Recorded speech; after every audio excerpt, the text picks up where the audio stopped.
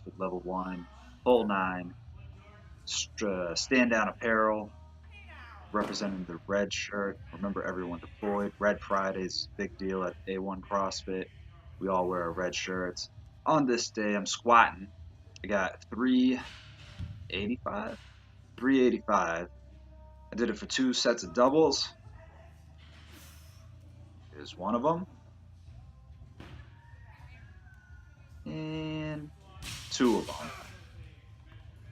You can see I'm bringing my feet in a little closer than I used to. I did it for 2 sets of doubles and then a triple. Kind of working on bringing my feet in a little bit closer and actually squatting the weight instead of just trying to hip hinge the weight up, using my lower back too much. I kind of just arch my lower back and then I drop down into my squat, and it works well for me. If I tend to leave my back a little more neutral in this low bar squat, it doesn't work quite right. You can see I drop down pretty quickly into the hole and kind of bounce, like shoot up a little bit, but doesn't kick my hips up too much. Not as much as some people you see, which is pretty cool. It is a breakdown though. It is a breakdown that I have, but it's also okay. And then I took 315 out. I wanted to hit some reps, some volume, since I was feeling pretty good on this day. My hip didn't hurt or anything. So I took 315 for a ride. I was only going to do like 5 since the first rep felt kind of weird, but then I got to 5. I'm like, well, shit, I might as well do 8. And I got to 8, and I'm like, it's actually getting easier. So I'm like, I'll just go to 10. And I got to 10, and I'm like, well, still pretty good. Feels light on my back. I'm going to see how many more I could do. So I ended up doing 13 reps with 315. And then another 2 sets of 10 with it, which was pretty cool. Definitely was not expecting that at all.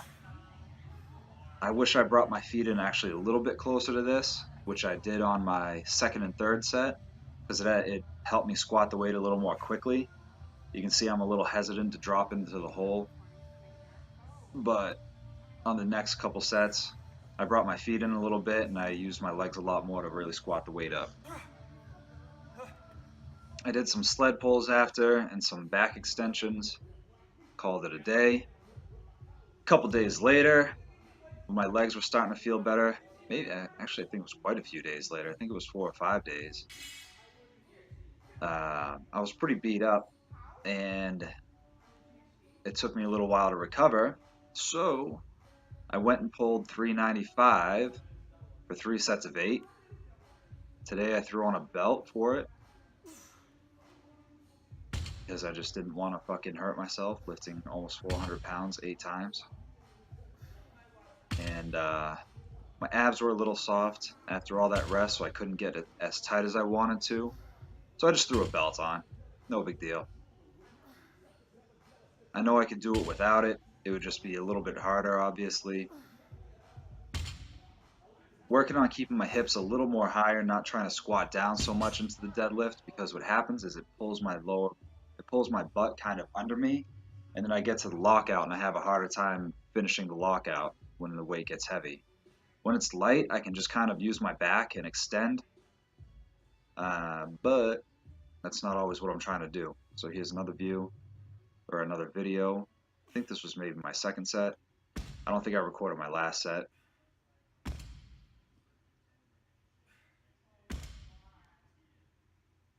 Yeah, the weight was moving really good on this day. Getting tight, everything was moving right, taking 2 or 3 minutes between sets still, because, you know, get a little tired after a while.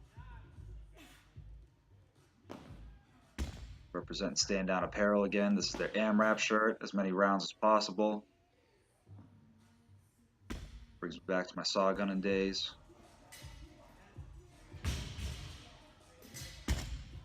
And then I hit some sumo up without a belt. Set of 13, and then the rest were sets of 15. I think I did, I don't know, 43 reps with it. Just trying to push the volume on this day. It's a repetition effort day, so we're trying to build some hypertrophy.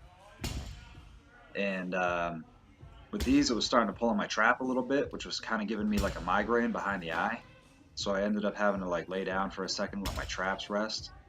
But then I went back and I corrected the issue, so I wasn't just kind of not using my traps correctly. I was really screwing my feet out, trying to drop my hips. With this, try to get my butt down a little bit, get more of my back upright, be able to rip the weight off the floor quickly and finish it into lockout. And yeah, I was kind of lowering it down, making my butt kind of sore. It's all good. I love deadlifting, so more deadlifts I can do, more I can get. Oh yeah, go back too and watch my hips. Watch as they twist to the right just a tiny bit when I start pulling the weight off the floor. You'll see it happen. Finished up with this little circuit of 4 rounds, 25 shrugs, 25 back extensions, and 15 straight arm lat push downs, which you'll see in just a second. I just like to kind of finish up. I like to do some unilateral work after like deadlifts and squat too. So either like the sled push or single leg deadlifts or Bulgarian split squats or lunges or step ups, something like that to get the hips moving in the opposite direction and to really work on like hip stabilization through the oblique area, through the lower back, lumbar, all that kind of stuff. Um, Otherwise, if you start doing the same thing over and over again, you have a hard time with it. You can get good at that one thing, but if you don't add some variety, then you're never going to get truly better.